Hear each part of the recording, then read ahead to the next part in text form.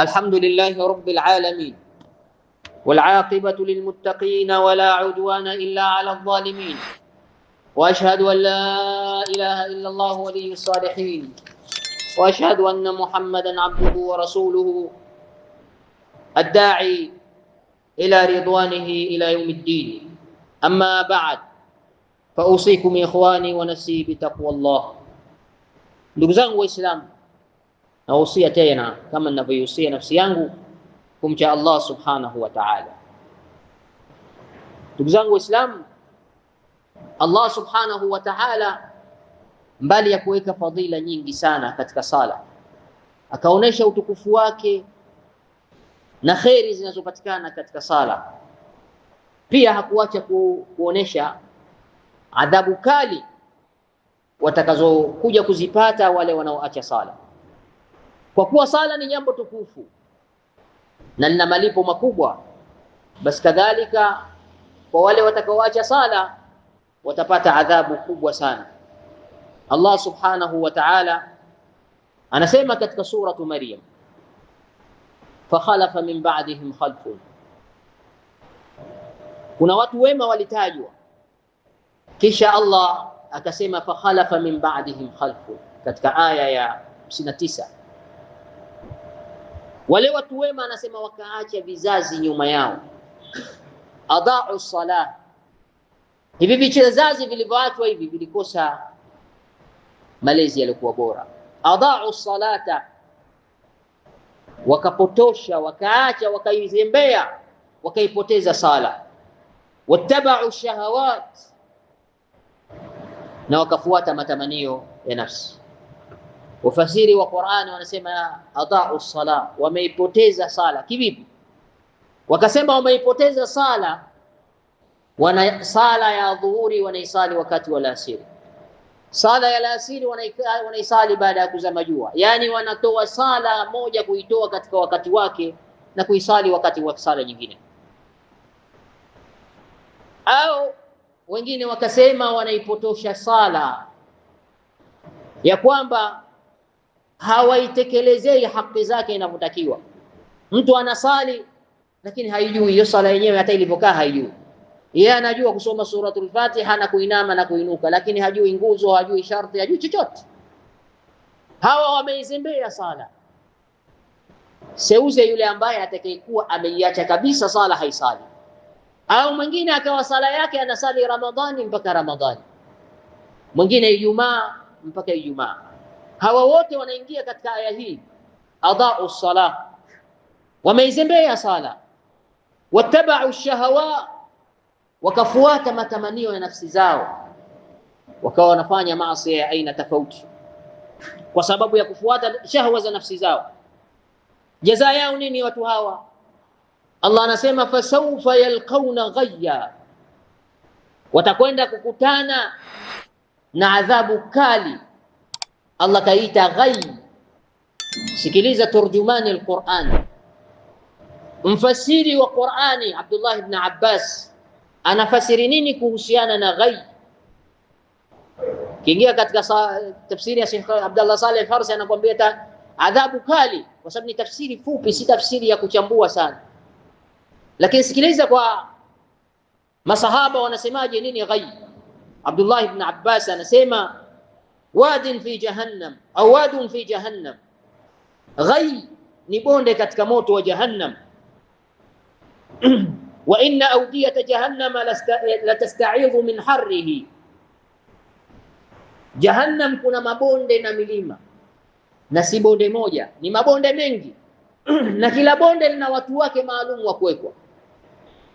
Sasa hiyo ghayy ni bonde katika mabonde ya jahannam, lakini yale mabonde mengine ya jahannam yanajikinga na Allah subhanahu wa ta'ala yasije yakakutana na ukali wa bonde la ghayy.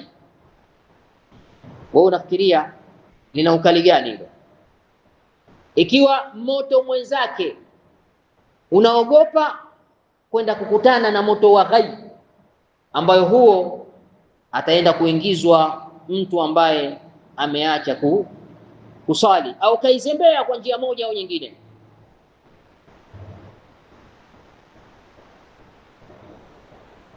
Anaendelea Abdullah ibn Abbas anasema bonde hilo uiddat lizani almusirri alayhi, bonde hilo wameandaliwa wale wazinifu waliokuwa wamebobea na wanaendelea katika zina zao, hawataki kufanya tauba. Walisharibi alkhamri almudmin alaiha, bonde hilo pia limeandaliwa kwa walevi ambao wamebobea na wanaendelea katika kulewa, hawataki kutubia. Waliakili riba, bonde hilo pia limeandaliwa kwa walaji riba. Wali ahli aluquq, na bonde hilo alghayy, wameandaliwa wale wanaowaasi wazee wao. Wali shuhadai zur au wali shahidi zur, pia bonde hilo wameandaliwa wale mashahidi wa uongo. Unakwenda kusimama unatoa ushahidi hali ya kuwa unajua kwamba huu ni ushahidi wa uongo, unataka kutetea mtu katika batil, basi bonde lao ni ghayy, watakwenda kukaa pamoja na tariki salah.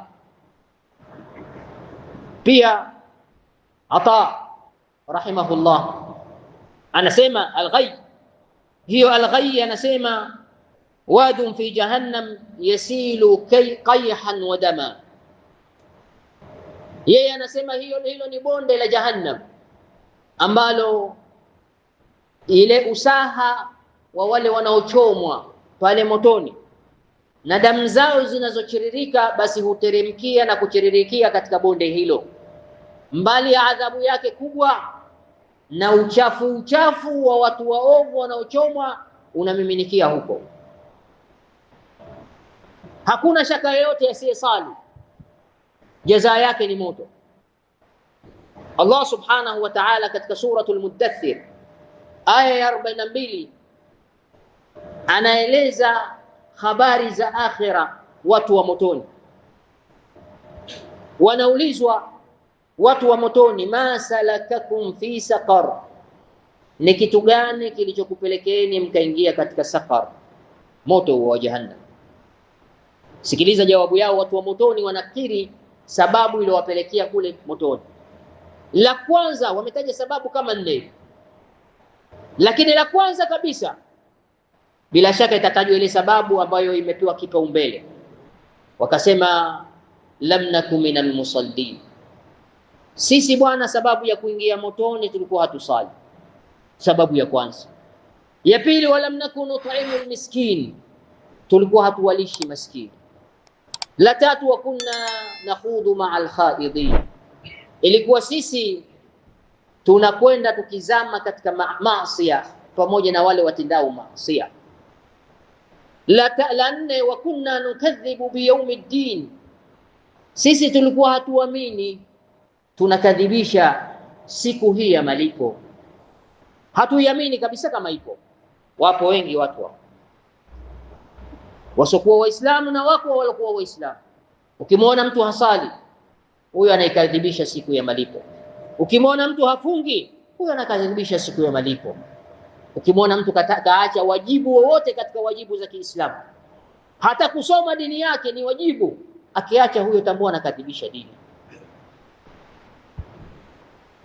Wa kunna nukadhibu biyaumiddin, wanakadhibisha siku ya malipo. Hatta atana alyaqin, tuliendelea na hali hiyo, hatukutubia mpaka ikatujia mauti. Hatta atana alyaqin fama tanfa'uhum shafa'atu shafi'in, hakuna uombezi wa mtu yeyote utakaowafaa siku hiyo. Fama lahum anit tadhkirati mu'ridin, hawa walipokuwa wakipewa ukumbusho huko duniani walikuwa wanakimbia, hawataki hata kusikia. Allah anawafananisha, anasema kaannahum humurun mustanfira, kama ni punda mwenye kwenda mbio. Farrat min qaswara, mbio zenyewe huyo punda anazokwenda ni zile ambazo anamkimbia simba.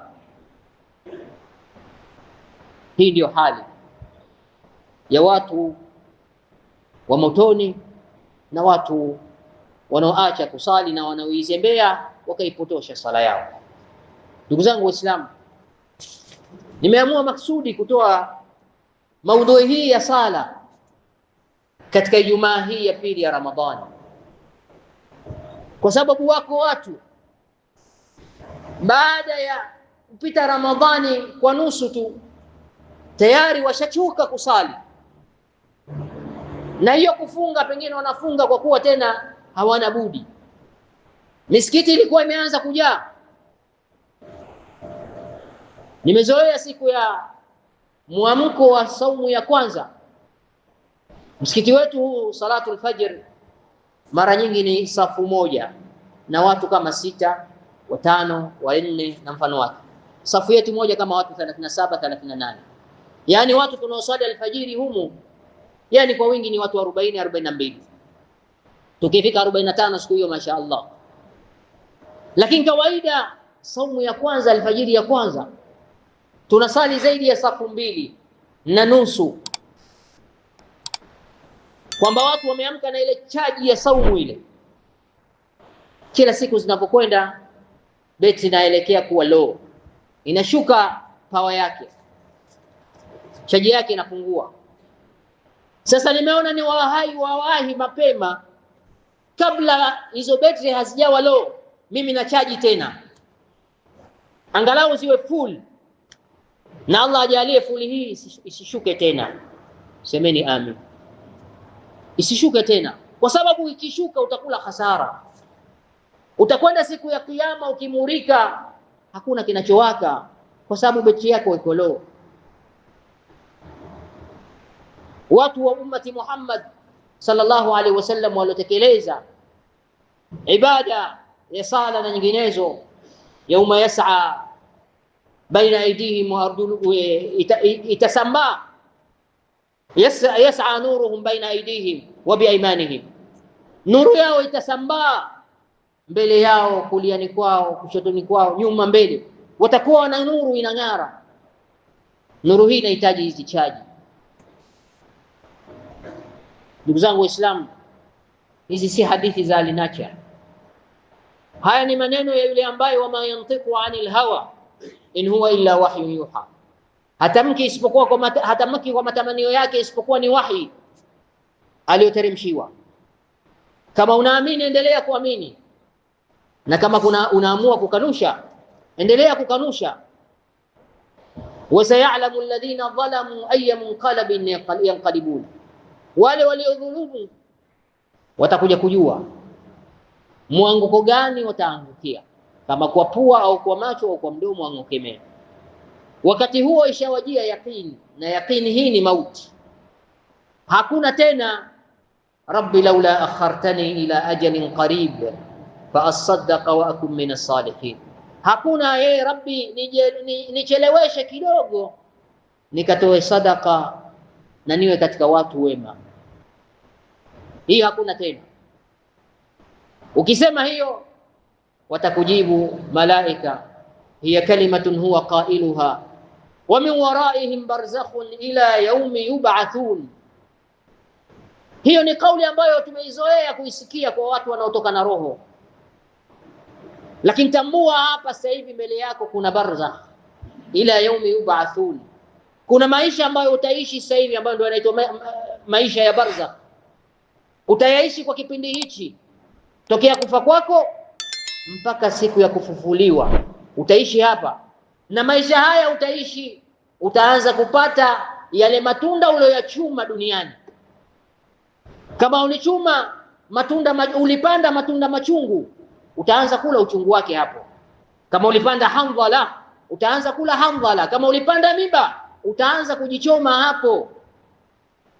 Na kama ulipanda maepo, ukapanda na matunda mazuri mazuri, basi siku hiyo utaanza kula.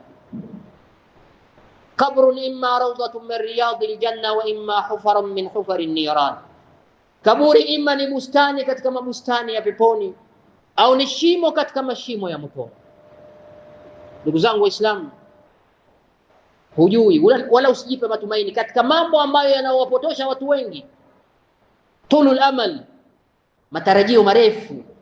Unajipa matarajio kwamba mimi nitaishi bado, nitakwenda kutubia huko mbeleni. Wakati huna matarajio hata ya kuishi second moja, huna matarajio hayo, lakini mimi na wewe tunajipa matarajio marefu, na haya ndio yanayotufelisha yakatuangusha katika mashimo ya moto, waliyadhu billah. Tunamwomba Allah subhanahu wa ta'ala tuwafikishe katika kuitekeleza ibada yake ya sala na siyam na ibada nyingine za wajibu na sunna. Thumma alamu ayuha almuslimun